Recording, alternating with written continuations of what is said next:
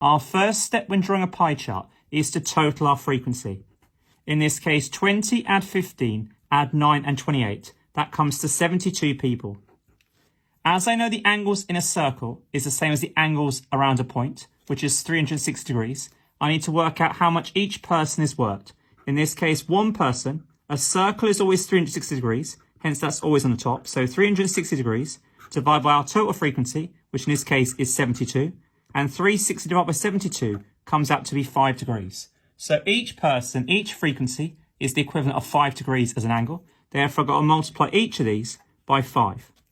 20 times 5 will give us 100 degrees for our angle. 15 times 5 will give us 75 degrees. 9 times 5 will give us 45 degrees. And 28 times 5 will give us 140 degrees.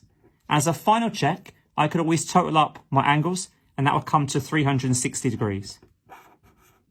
Now, to draw each angle on my pie chart, as there is already a line drawn on my pie chart, my first step is to line up the center of my circle with my protractor on 0, 0, and to make sure my horizontal line with the line matches on 0. I then measure my first angle, which is 100 degrees. So going along to 100, I can put a little mark because I can see 100 degrees is here. So measuring around to 100, put a little mark on the outside, and I join that line up to my center, and that represents an angle of 100 degrees. And that represents blue. So I can label that angle as being 100 degrees, and I can also label it as blue. My second angle for red is 75 degrees. I can now rotate my paper around. So once again, my new line becomes my new 0 line.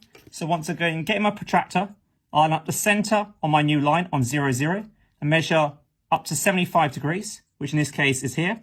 Put a little mark, and once again, I draw him back to the center. And I can label that angle 75 degrees. My next angle is 45 degrees. So once more, I can rotate my page.